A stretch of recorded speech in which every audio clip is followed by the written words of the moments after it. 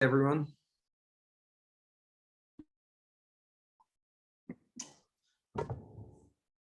Good afternoon and welcome to Mesh's webinar on how to automate PLG. Yep, welcome everyone. Good to be here. Hey, everyone. Yeah. From all over the world.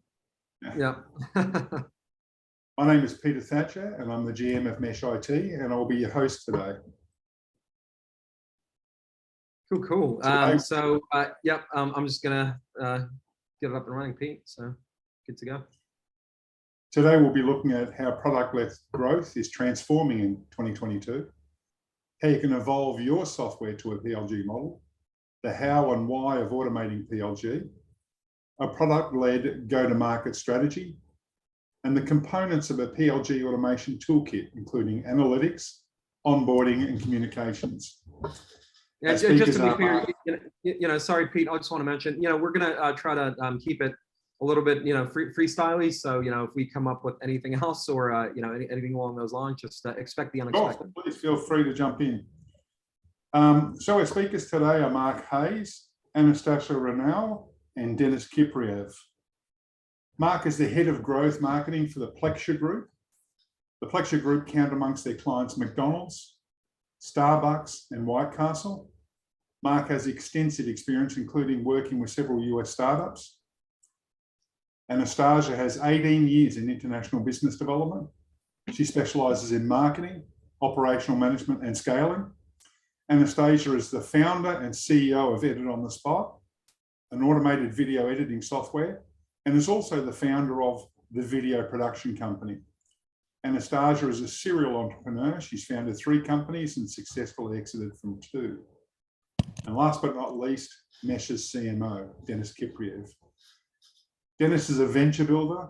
He's a growth executive with over 17 years global go-to-market and 10 years leadership experience at funded startups, scale-ups, and multinationals. He's mentored 300 plus founders from 7 continents on growth and advised for government innovation programs, including the European Union Space Agency, which I want to hear more of later, and the National Startup Support Centre for Vietnam. He has worked with accelerators, venture funds and universities internationally, including the San Francisco State University. Dennis is also a speaker and a jury member at startup-related events, including and previously the Startup World Cup. Back to you, Dennis. Yeah, thanks for that intro, Pete. Look, just want to set the stage a little bit in terms of housekeeping. Feel free to put in your questions. It's great to see that people are coming in. So look, welcome everyone. Any questions that you want answered, we'll take care of those at the end of this webinar. So just keep putting them in the chat box or the Q&A box, whatever you feel more comfortable with. And yeah, we'll do our best to address them roughly in about half an hour or so. So look, this webinar is kind of scheduled for about 30 minutes, but like I said, we have a lot of interesting stuff to discuss. So if it goes a little bit over time, just be aware that that may happen. But once again, if you want questions answered, just stick around to the end and we'll do our best to make that happen. Now, without further ado, Mark, I'll hand it over to you then to talk about how PLG is changing. Okay, let me just take over from here. Right, guys. So, sorry, just skipped ahead. PLG companies have been on the rise over the last decade, and there's no sign of a slowdown. We can see household names like Dropbox, or at least in my household, Asana, Shopify, and Slack here that make up this list. OpenView Venture Capital said that 2021 was the year of PLG in the US due to COVID-19, making SaaS companies rethink their approach to go to market. And we're already off to a good start here in ANZ with unicorns like Canva, Xero, Atlassian, Vend, and Freelancer making up the list of ANZ companies, setting the benchmark globally in terms of product-led growth. Which is really, really reassuring, right, Mark? And I'll just make a very quick little pause there. So, because I've actually worked with Freelancer prior to the pandemic kicking in, and it's been really good to see just how much of a benchmark Australian and Kiwi startups are setting. So definitely, leading the global PLG revolution, which is fantastic. Yeah, absolutely. And I think there's a compelling stat here in that by 2025, 95% of SaaS providers will employ a form of self-service product-led growth go-to-market. That's a crazy stat. So, it begs the question, why the sudden shift to product-led growth? And just to go through some little stats here, well, not so little if you think about it, obviously they're outperforming SaaS on every single metric. If we look here, there's some very compelling stats in terms of revenue scale and multiples. And again, if you look at these graphs, it's very much what's on the tin. There's very well-performing companies here as a result of this. Yeah, but what's interesting to point out, Mark, just quickly, if you go back to that slide, that because at the end of the day, post-IPO performance is the litmus test for a lot of technology companies going live. And as we've seen over the last year, it hasn't been the best run for a lot of them. But for a lot of the PLG ones, they're definitely punching above their weight. So once again, it is a strategy that it's not just interesting for you as a startup executive, it's interesting for the market at large as well. Absolutely. So if we look here, B2B seller interactions are becoming remote and increasingly self-serve. We can see some results here of obviously a survey, in terms of, the amount of people that identify new suppliers, ordering or reordering. And, the why behind it is, the ease of scheduling, obviously saving on travel expenses, safety, obviously, in this era of COVID-19. At the same time, what we're seeing there is, 50K to 500K, 32% are willing to spend in terms of some spend limits there. There's some really big compelling stats there. Can we just freeze on that one for a second, Mark? Because I think this is actually a very important slide to look at. Because if you think about PLG, right, it's always been associated with either SME type customers, like a lot of the customers that I've marketed to, right, have been your rats and mice are a little bit bigger. But if you really think about, how PLG is transforming now, huge deals, right? We're talking $1 million plus, or $500,000 to $1 million. Those kind of buyers are actually open to having a self-service or a remote sort of approach, right? So once again, this has never happened before in the history of mankind. So it's and womankind, right? So it's a very it's a very compelling stat. It just means that the game is changing, for a lot of startups in the ANZ. Yeah, I think we have to look at it that, there's definitely a change there towards, self-serve for enterprise. Exactly. Yep, exactly. And I mean, you guys are a great example of that, right? Which we'll talk about later on. So very much 2022 is the year of PLG and ANZ. So what I'm going to do now is hand it back to Dennis for him to go through what has changed that's led to this. Yeah, and look, just so we're not crazy, just randomly labeling things, right, as the year of anything. Effectively, the reason we say that is that OpenView Partners, which is a huge VC firm out of the US, they labeled last year as the year of PLG in the US. As we know, things take a little bit of time to kind of transition into APAC. So, it actually does feel with what most companies are doing in Asia Pacific, it is really becoming the year of PLG. So, look, without further ado, I'm just going to have to switch over to my presentation. So, give me uno secundo. All right. So Mark, I'm just gonna take over the reins here. All right.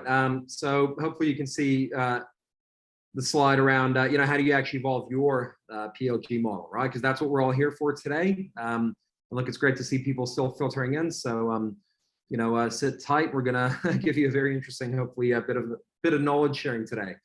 So look, what's interesting, because I've seen, as Peter mentioned, I coach startups on a weekly basis, right? That includes everyone from North America to Asia Pacific to the Middle East to Africa. I've seen these different startups in different places, right?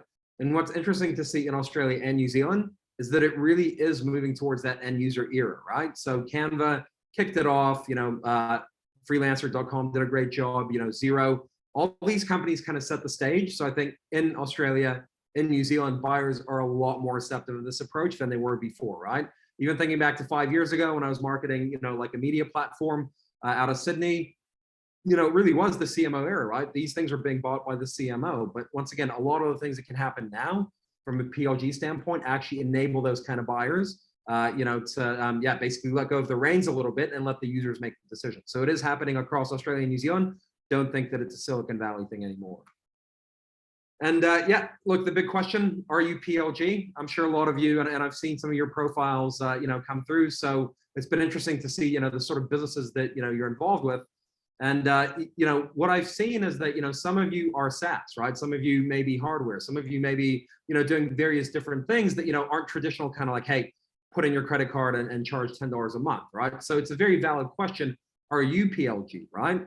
And what's important to understand here is that, there's actually definition of PLG that we all need to know. So we kind of need to align around this thing for us to, tell you about everything else in this webinar. So the definition is that basically product-led growth is a go-to-market approach, but I do want to caution you here that, unlike some other marketing or sales approaches, this is an all-of-business decision, right? So it's not just something that marketing can do or product or sales. Everyone has to come together and do the whole kumbaya thing. And basically, the other important aspect of it is that, here, unlike other models, the product is the main vehicle for acquiring customers, retaining them, upselling, cross-selling, etc. And then the last one is really, what kind of makes a PLG company unique is that the value delivery component is not focused at, the decision maker. It's not focused at the champion within the business. It's squarely aimed at the end user, right? So that's a big, big difference from other models that have existed in the past.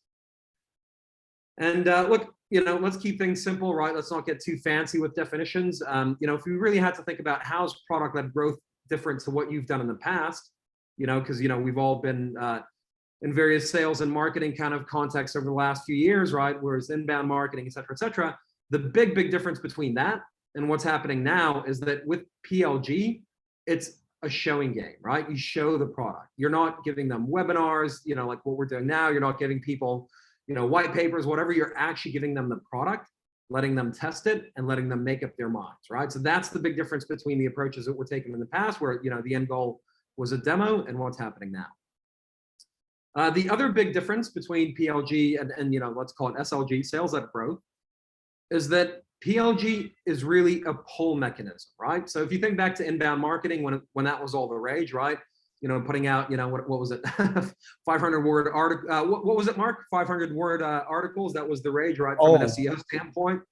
Way more than that. I think from memory, we were doing 5,000-word articles back in those days. Yeah, I mean, look, there were transitions anyway. Google's algorithm evolved, but the point is that was, the reign of inbound marketing.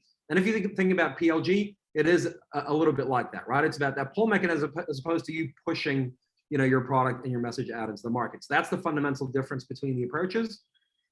And look, something that I want to talk about, and I'm going to really bang on about this because, too many people love to drink the Kool-Aid, especially in Silicon Valley, right? PLG this, PLG that. Everyone talks about PLG. The important thing to note about you, your customers, your market, your product, is that you may be, an elephant hunter type, company, right? Where you're going after the big accounts, like say the enterprise ones, right?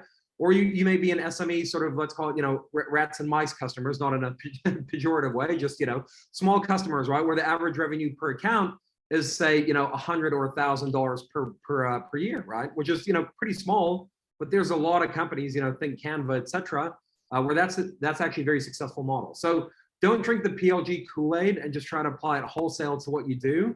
Be very cognizant and aware of aligning your go-to-market model to your actual customer and market type, right? And in my kind of startup advisory journey, because like I said, I talk to a lot of companies around growth every week. It's very important to note that you can't just wholesale go, hey, I'm going to be PLG and do it, right? It may not work for your market. So be very aware of that, and be aware of the fact that there's a lot of different go-to-market models, right? So it's not just PLG. Marketing-led growth has been a big thing. Like I said, think inbound marketing and HubSpot. Community-led growth in certain industries, especially gaming, right, is a big, big thing.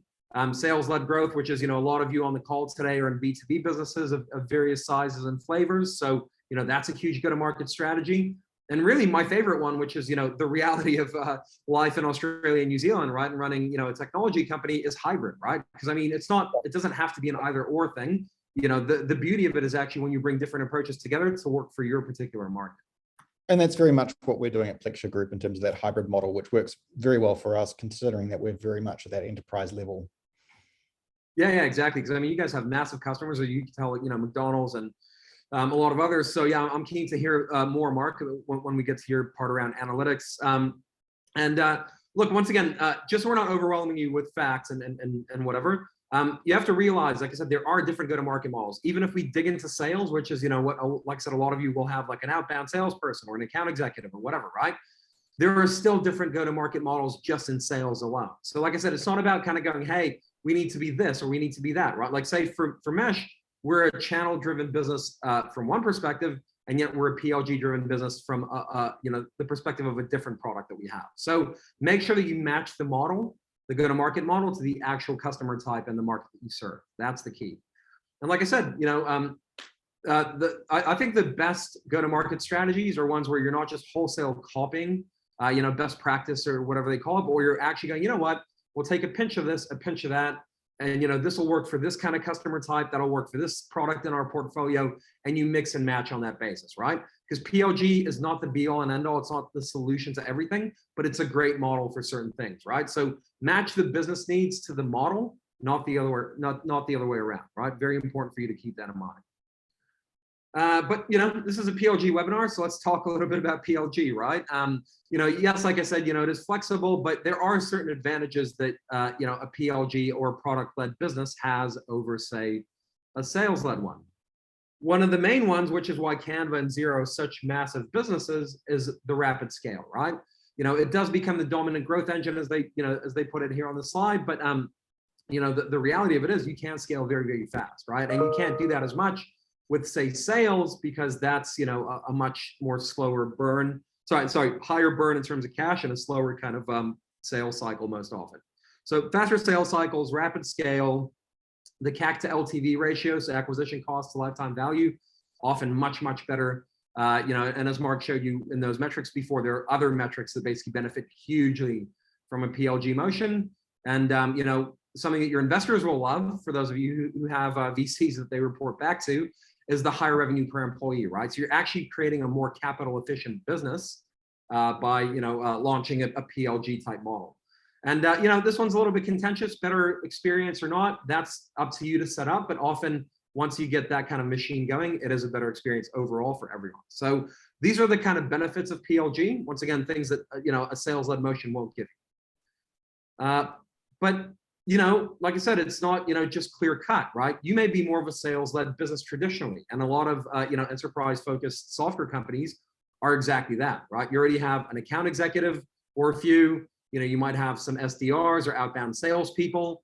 So you really have to take, an honest kind of approach with yourself and go, hey, are we more of a sales-led business? And if we are, it doesn't mean that we can't be PLG.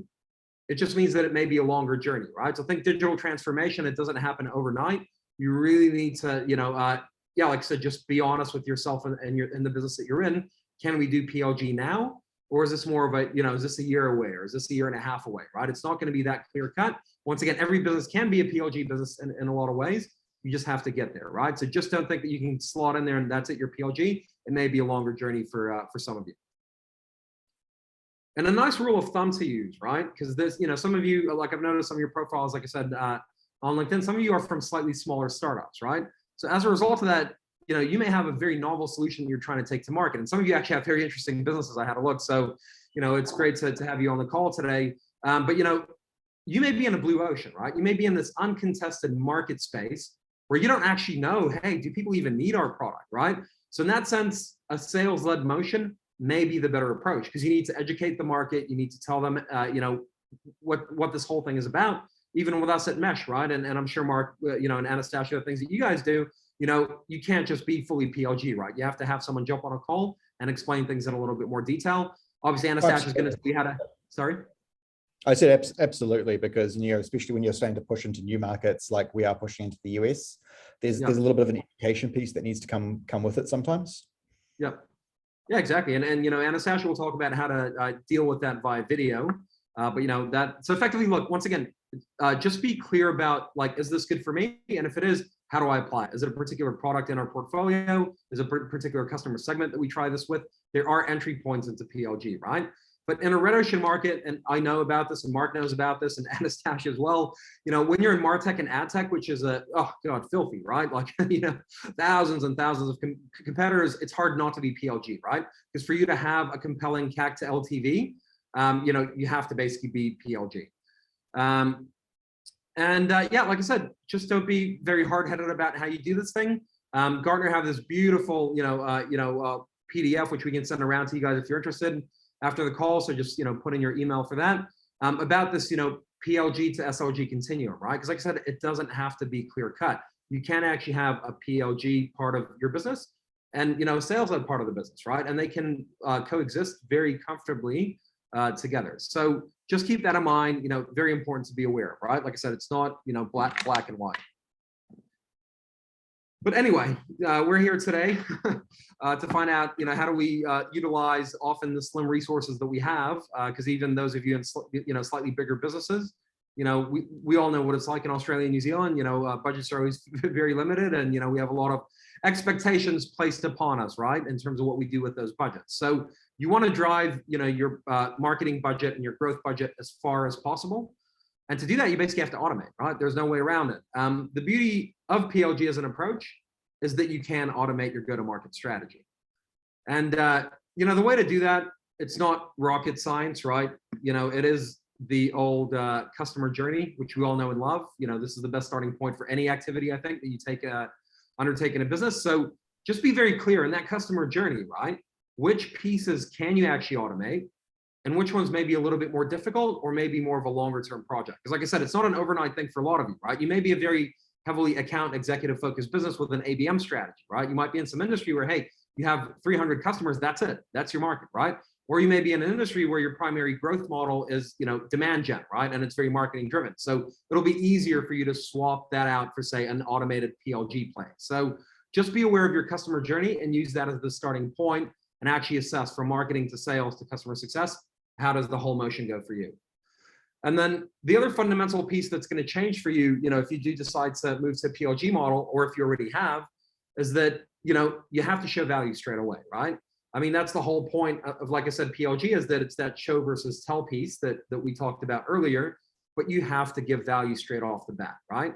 And then the other thing that you have to do is you have to realize that there will be MQLs. It doesn't mean you're getting rid of MQLs or MAQs if you're, account-based driven, but they will be replaced by PQLs, product qualified leads, in the first instance, right? And then often you can do whatever you want with those via, and Mark will talk to you about this via, various analytical trickery and kind of, scoring and et cetera. But just realize that, you're showing value much further up in the funnel, and, you're switching your typical MQL sales qualified lead to, more of a product qualified approach, which is, a little bit different. And yeah, as I said, look, horses for courses, right? There are many, even within PLG, there are many funnels that you can utilize. It can be a fully self-serve funnel. Like I said, if you sell to, rats and mice type customers where it's, no more than $1,000 per annum in terms of revenue that you get from each one, you're obviously not going to have an ABM driven approach, right? That would be madness. But to realize that, even if you implement PLG, you can still roll it out in different ways and different flavors, and you can still have the sales team part of the process, right? So PLG isn't replacing, it's often augmenting, and enhancing what you already have from a sales standpoint. But the big change that will happen, and this is the reality of PLG, and you just have to be aware of this, is that your market, your growth budget will change a little bit. So there's going to be a lot more that's going to be organic driven, purely because PLG is driven by an organic sort of motion. So yeah, just realize that when you start to go down the PLG path, if you haven't already, there's going to be more money spent on marketing as opposed to sale, outbound sales or things like that, right? Not mutually exclusive, but that's just the reality of doing this thing. And yeah, but how do you actually automate this, right? So hopefully that's enough theory and you kind of get it for why you want to do it, what it will give you. How do you actually automate your PLG stack? Now, automation, it's as big or as small as you want it to be. I don't know if any of you have tried automating any part of your funnel. It's always a very painful exercise, right? So it always takes time. And like I said, the reality about most of us, we have small budgets, right? We have small teams. So we have to make the most with what we have, right? That's, Kiwi and Aussie startups. So, what you have to do is you have to be smart about how you automate things, right? So if you look at many blog posts online around PLG, you'll see this, very scary looking stack of the things that you have to put in place. Now, when I look at something like this, I'm like, what? It's not going to happen, right? We have a marketing team of, 5 people. It's never going to happen, right? So, there's going to be a lot of work involved in setting up, an end-to-end PLG process. What you have to realize is that, you don't need to overcomplicate it, right? Your goal with PLG, which I hope it is, because that's the whole point of doing a lot of these, different go-to-market strategies, is to really get more, customers through the door, right?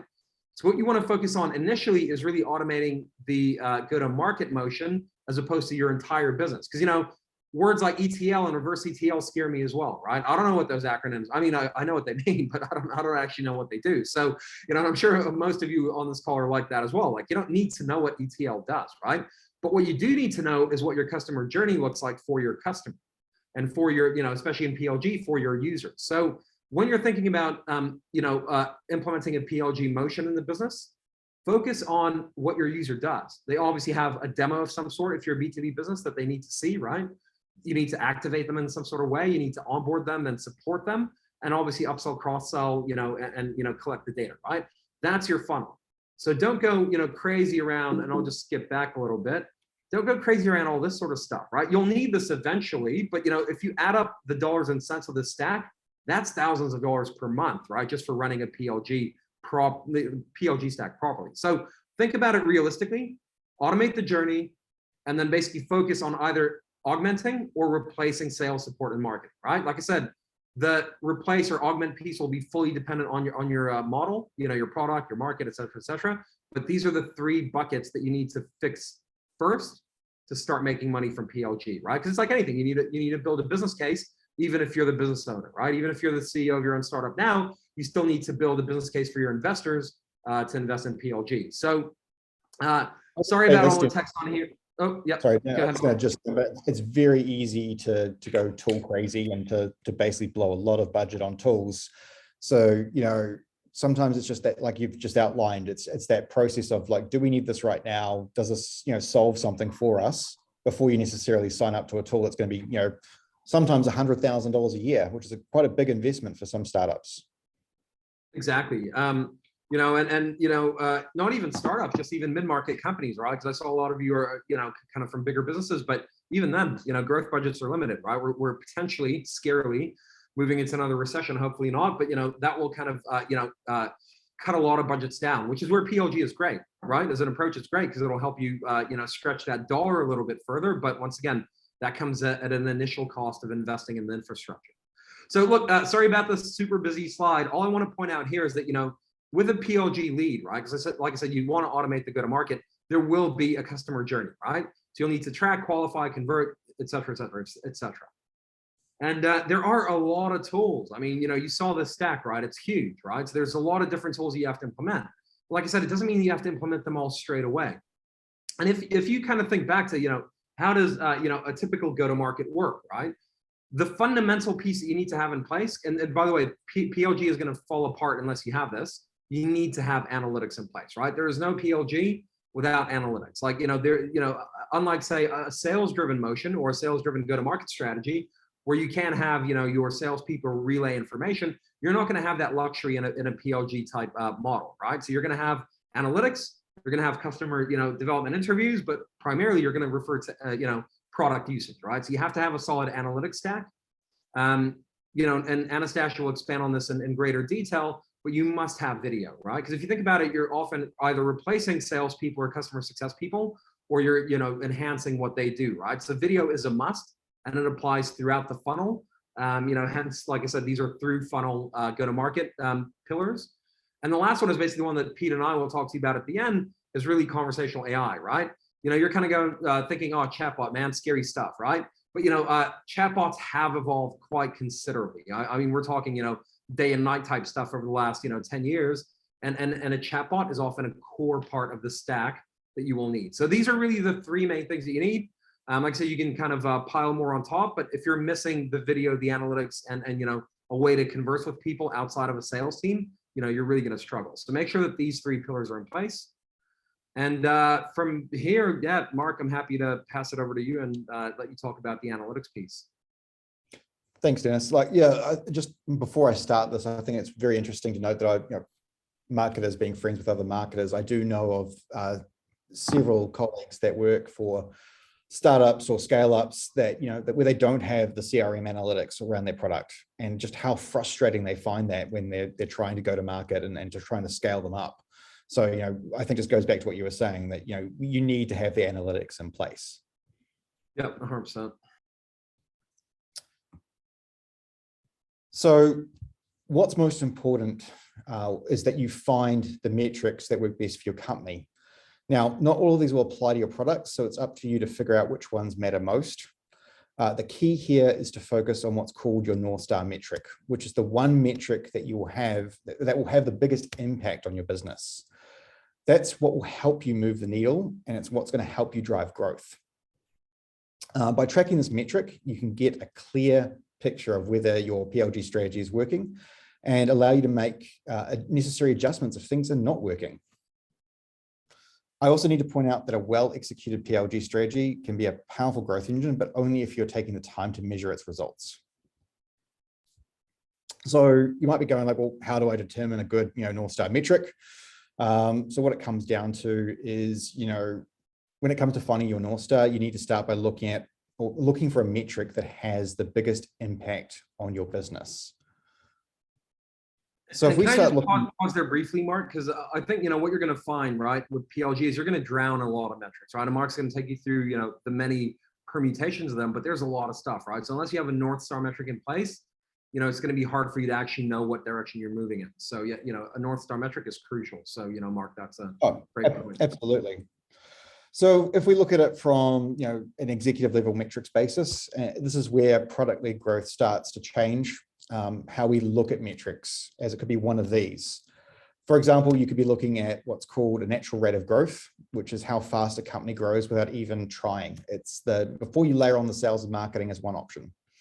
Or it could be return on an incremental invested capital, ROIC, which is the metric for understanding payback of incremental growth investments across sales, marketing, and product. Likewise, it could be your daily, weekly, monthly average users, which is the number of users that are active in the product for any given time period. When I worked for the Accor Group for the augmented hospitality app, this was the metric that was our North Star. Oh, interesting. And it's really interesting, isn't it, Mark, the fact that a lot of these are actually B2C metrics, right? That we're now starting to apply to B2B, which, definitely wasn't the case before. Oh, absolutely. Absolutely. So, it's important to note that, PLG metrics and channels are different from what you're normally used to. For PLG companies, organic dominates as a channel versus paid marketing, like you alluded to, Dennis. Now, as someone who's worked in this area for a while now, I can tell you that it takes time to build your organic audience, and that you should look at it very much as the long game. And so one of the tactics I use to employ is to employ paid as the short term, while I build my organic audiences over the long term.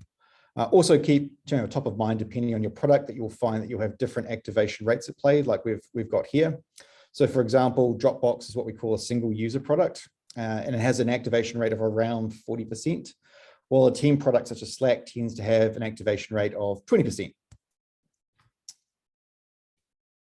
So the goal of the PLG model is to drive adoption or activation, which is why it is important that you have your pipeline set up correctly. This is how you would approach, this is how I'd approach my deal pipeline in either a HubSpot or a Salesforce, keeping in mind that I work at an enterprise level with my role. And so, Mark, can you skip back a slide as well, just so people can actually see what you're going to do now? Because I think it's really interesting, because Mark is actually going to share his approach at Plexure Group, with basically how they do things, right? So this is, so pay attention. This is really interesting stuff. Well, I think, first off, I use HubSpot, and the way that I work it is obviously on a friction point 1, friction point 2, friction point 3, and to fully activated. But it's going to be different for everyone. So, you can find that, your company will have a different need or different friction points.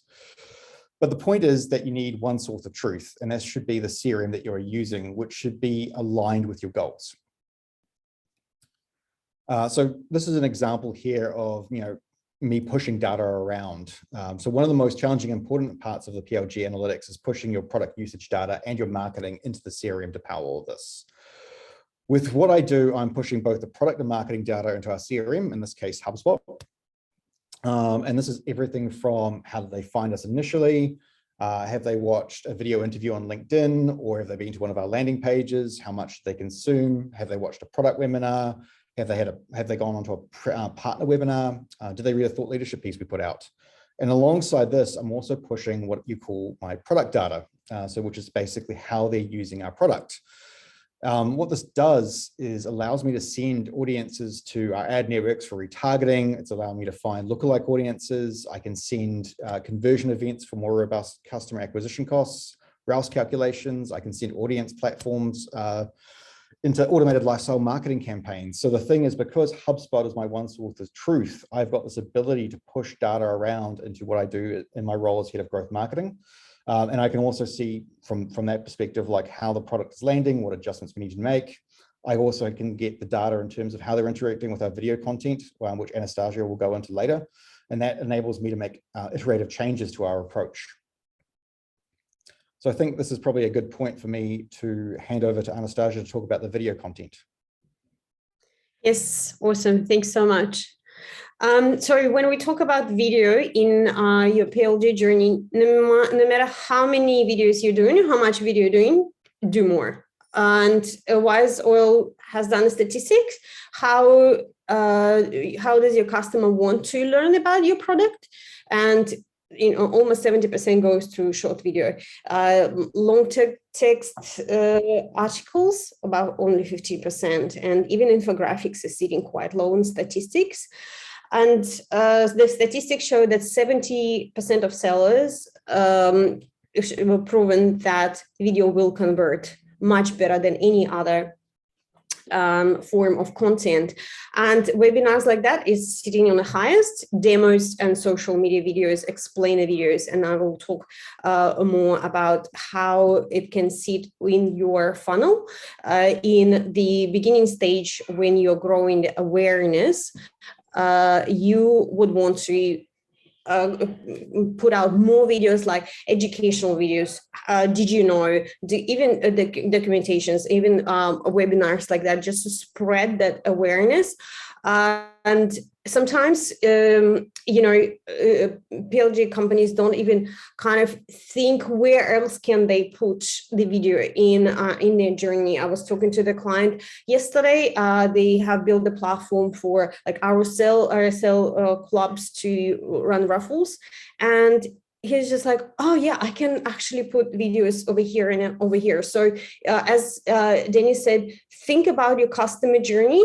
Where are your clients? And think where can you add videos to it. There are great tools out there, like for explainer animation videos. You can use Animaker, you can use Platoon, Movely, VideoScribe. In your acquisition stage, you want to engage with videos, you want to put out more social media video presentations, video demos, case studies to explain how they can use your product. You can use things like Wondershare, Beatable to create those videos. In activation, retention stage, so you're still doing a lot of product education, onboarding videos, walkthroughs, how-tos. For walk-through videos, you can use screen recording softwares like Filmora X, like Loom, Camtasia. For whiteboard videos, you can use something like My Simple Show. In retention stage, FAQs are great. Again, you can go back to like doing webinars and updates. Even in your emails, you can send. You can send your product updates, just short form videos. Look into Hippo Video, Vidyard. And for the referral and keep your clients coming back, customer testimonial videos, testimonial, software testimonial, or video ask, video appeal. We are actually integrated in our own platform, video ask with the chat box. So it's video with the chat. It works amazing. And with Edit on the Spot, we are solely focused on making this video creation process effortless and just fast and snappy. We have creating a software that does real editing for you automatically while you're filming for talking head videos. This type of style videos where you can just jump on, and first integration we are launching next month. So you can jump on Zoom, You can record that quick and snappy and download it from our platform, already fully usable to repurpose on your social media or your newsletter, on your website, etc. So yeah, Well, if you and in the product itself, right? You know, Anastasia, because that's really, you know, the goal of a PLG strategy is, like I said, replacing sales or customer success. And how do you do that? It's video, right? So I think what you guys do is fantastic, because, you know, video editing, do we really have the time or effort to send, you know, every single video for customer success or, you know, sales to, you know, to a video editor to get done? No one has time for that, right? Like no one has really the time or the budget even to, you know, to pay for all these things. So the fact that you guys automate this process, I think that's fantastic. And yeah, it just makes PLG so much easier. I just want to chip in here, like if we go back to that, the R slide here, every single one of those videos is either a video that I'm currently creating or I've created.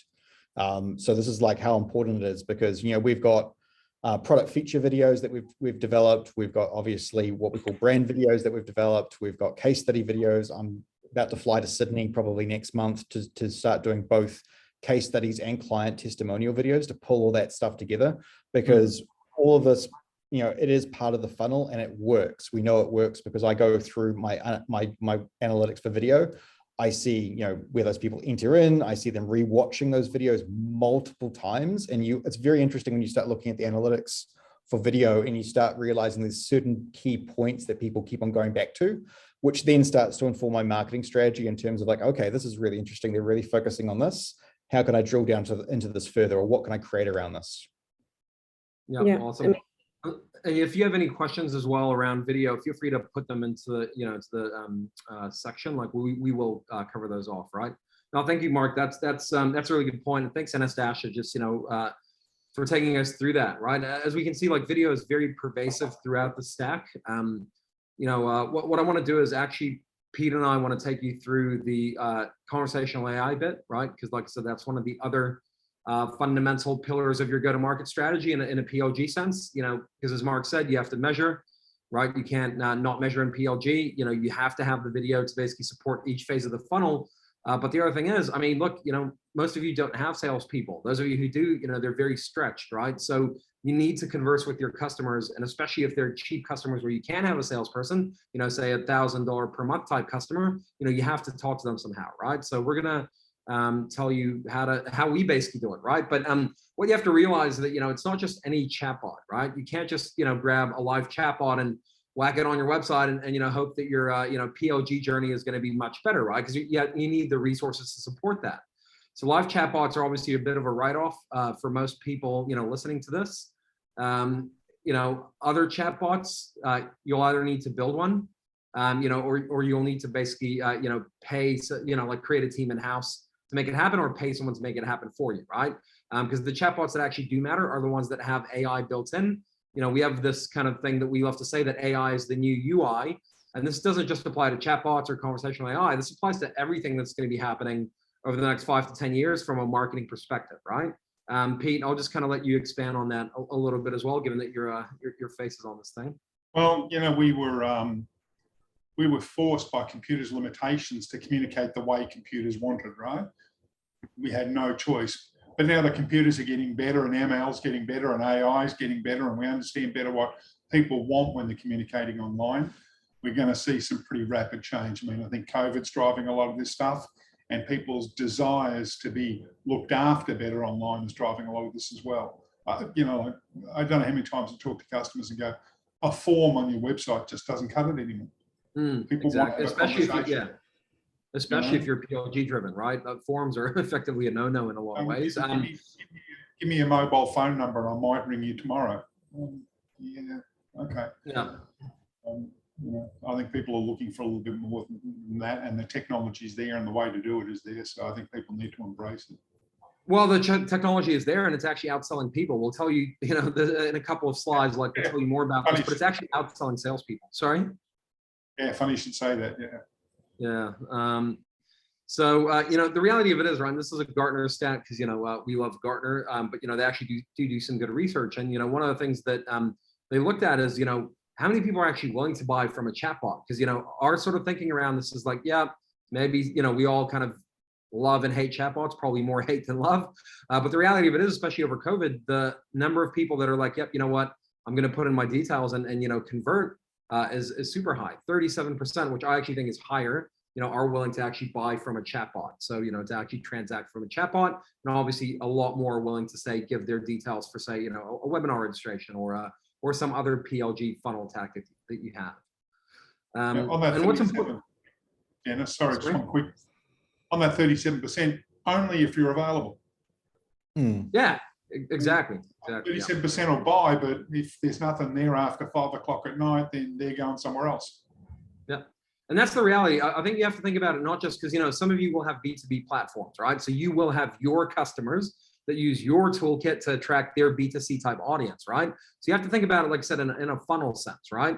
You need to be measuring that, but you need to be providing your customers that, at the tail end of that, with a bot to help convert, right? Because if you have, say, one of our partners in the kindergarten space, right? And if they don't have kindergartens, that use their software, that can basically, say, have someone sitting there and monitoring the website, 24/7. It's just not going to happen. But if you think about a typical parent journey, like their customer journey, so for that platform, they'll be on an iPad at, what's your example, Pete, that you use 10 p.m. at night, right? Just kind of browsing through kindergarten. So unless you have the chatbot there for your customers, like you'll have, say, a kindergarten platform, how are you going to interact, right? It's really difficult. And most companies do not have that kind of resource. And the thing is, you need to support the entire buyer journey. We've kind of looked at the customer journey in many different ways today, from many different angles. But what conversational AI will allow you to do is really just automate that full piece that, say, a salesperson would take care of before, right? Or a customer success team would take care of before. So you need some way of augmenting that. So and conversational AI is what will allow you to do that, supported by, like I said, video and analytics and all the things that you can layer on top of that. But Pete, I really want you to kind of take everyone through this examples. This is a prop tech partner that we have, so they're in the real estate space. But this is an really interesting one, just to illustrate just how important conversational AI is for PLG, and how broad an audience conversational AI can embrace. I mean, you wouldn't think of conversational AI being able to sell something as high value as a home, but it can. This use case is proof of that. One of the partners using our platform developed a real estate solution to help agents with the number of inquiries they were achieving and to help them manage those and mature those leads by answering questions. To help that, we deployed a virtual sales assistant that can answer a wide range of questions. I mean, we can answer questions from what are the rates all the way through to tell us about the local schools.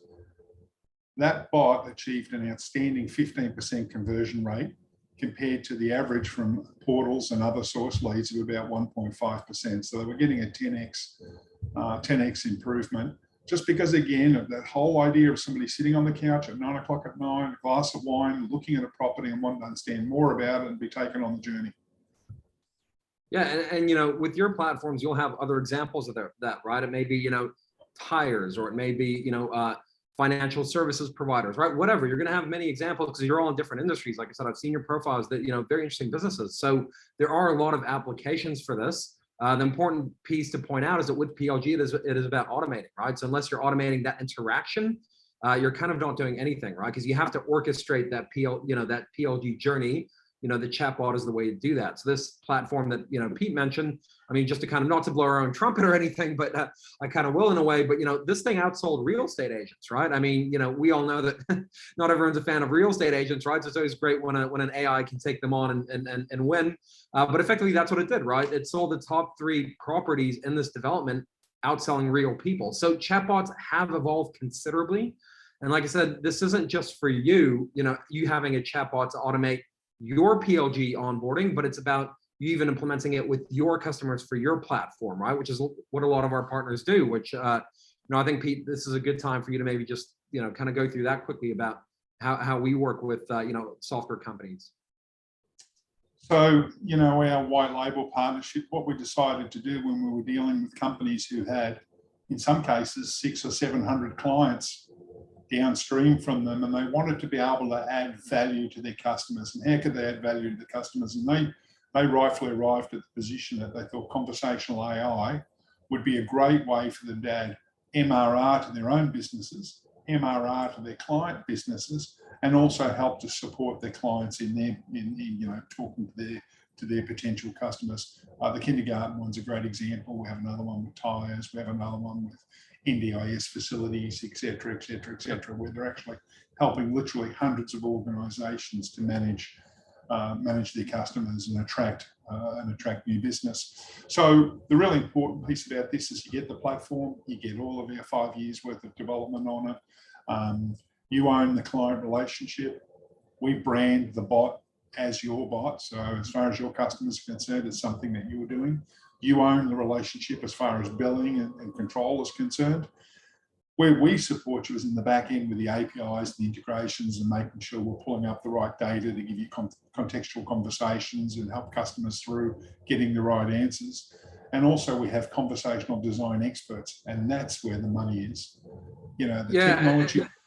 The technology will serve up the dialogue, but if the dialogue's not well written and can't take somebody through a story, then you're going to face a problem. Sorry, yeah, and especially, if you have a, complex software product, right? And, what's important to note is that, all of us, we have to face the music, right? If we read the news coming out of the US, Asia, we're looking at a downturn, right? Like, funding is drying up for a lot of software businesses. So how do you grow your MRR, right? For your platform, whatever your platform is, whether it's B2C, B2B, how do you boost your MRR? How do you boost your valuation?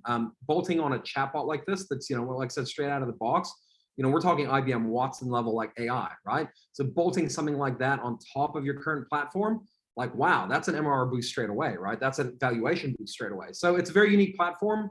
There's a reason that, we're Microsoft for Startups backed company. They're pushing us because this is a very novel approach from a chatbot standpoint, and, working with a lot of other companies to make it happen. So have a chat to us. We'd be really keen to just even hear from you. Look, that's enough kind of selling, I think. Let's get back to the webinar and wrap it up now. So, we've gone a little bit over time. So thank you all for sticking around. Let's get into a few questions. Like if you haven't already, punch it into the question box, and then I can see we've already had some come through. So, all right, let's kick it off. Okay, we have one from NA. Hopefully I said that name right. What is MRR? Monthly recurring revenue, right? So if you're a platform with, SaaS typically, yeah, that's right. Yeah, exactly. Monthly recurring revenue. So, it means that, everyone, like over the next year, right? Like I said, let's just look reality in the face. It's going to be a tough, year ahead. So boosting MRR is going to be a huge challenge for a lot of software companies and adding value. So that's what you want to do. And like I said, that's, what kind of adding a bolt on, like, what we do could really help. But what's another question that came through? All right. So we have one from, okay, here's one for Anastasha. So how do you actually use video to activate a user? Which I think is a really interesting question, because Mark, you talked about activation, right? And just what the different activation rates look like. Anastasha, can you maybe just give an example, of how you would use video to activate a user? Yeah, absolutely. I have a very good example. So activation is what you need to define what is your point of activation first in your particular customer journey. And for example, SaaS and platforms are usually quite complex, right? And how many signups I have done, and they give a free trial, you log in and you log out, because you log in, it just looks too complex, too difficult to sit there and figure out which buttons I need to press, and I walk away. For my other business, which is video production, we've been looking for CRM for ages, and this particular one is called Studio Ninja. It's from Melbourne. Great, absolutely great CRM, and was built by video production company for video production companies. As soon as we logged in, massive video, huge video right in my face, explaining what's next button to press. We stuck around. So that was a sticky point. Okay, this is easy. It's a conversation, and it's very easy for me to understand. And the same with the chat box. There's videos in the chat box constantly, like tutorials, the next step, FAQs, very accessible. And everyone has a span of 1 minute to sit there and watch it. Yeah, I think can I just add into that? One of the things that I like about Asana is that every time they roll out a new product feature, they do like a roundup video on YouTube every month with like, here's a new product feature. This is how it works. And for people like me that subscribe to that channel, because I'm a massive Asana power user, that helps me with going like, oh, cool, there's a new feature here. I can play that video. I can watch how that particular feature works. And so it kind of onboards me naturally into that without necessarily having to trigger a new onboarding sequence. Yeah, absolutely. 100%. No, look, great question. Thank you for whoever asked that. We have another one here from Charles. So Charles, I can see that you've asked, I would have liked to hear more from the last speaker, how the AI can be applied to products more complex than a house.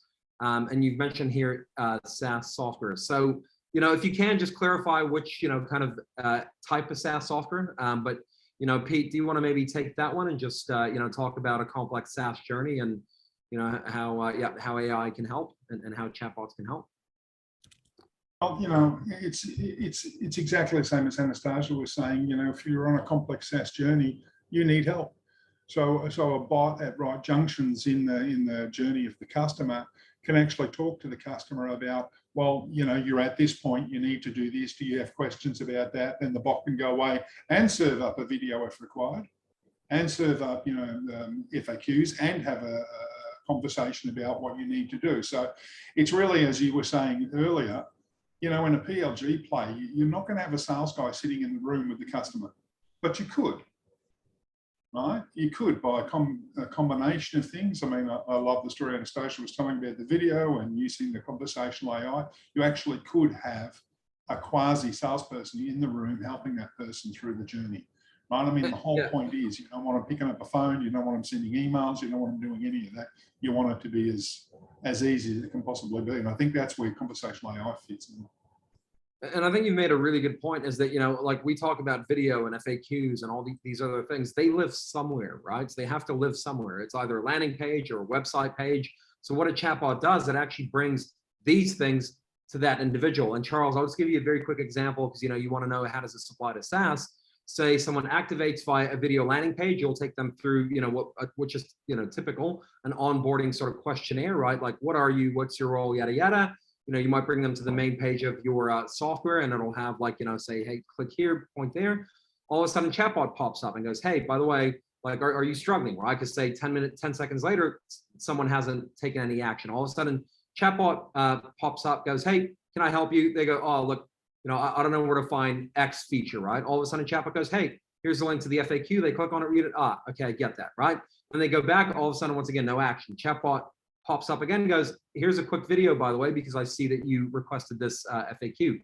There you go. Nice, simple journey, something that typically a salesperson would do, like an actual real human. But like I said, chatbots and conversational AI is sophisticated enough now to basically do that instead of people. So that would be an example of how that would work in a software product.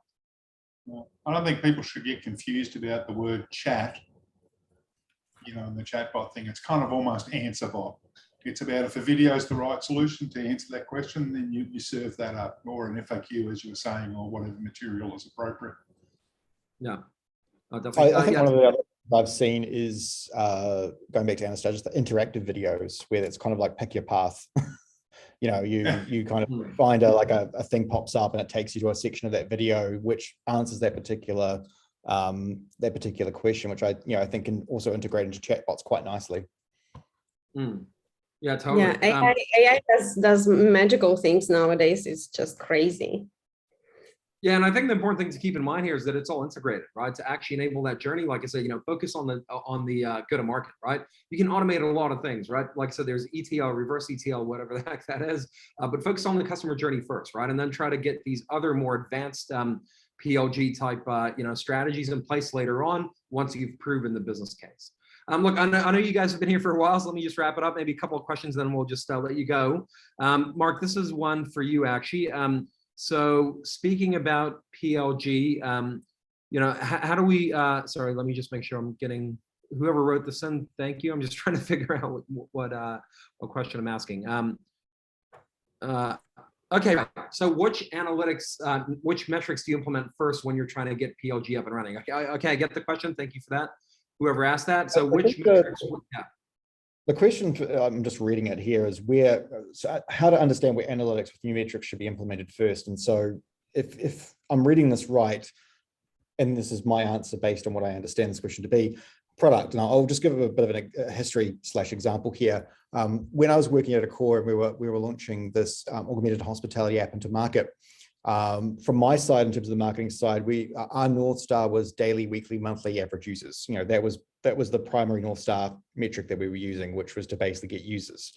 And because we had product data going in and we were able to analyze that, what we were realizing is that while I was absolutely crushing it as far as my goals to get new users downloading the app, where we were falling down was that as they were going through the onboarding sequence and signing up, they would abandon around about 30%, 35% of the way through. And we only know that because we actually had those analytics set up at a product level. And what we were able to do is go like, well, marketing's successful in terms of getting people to download the app.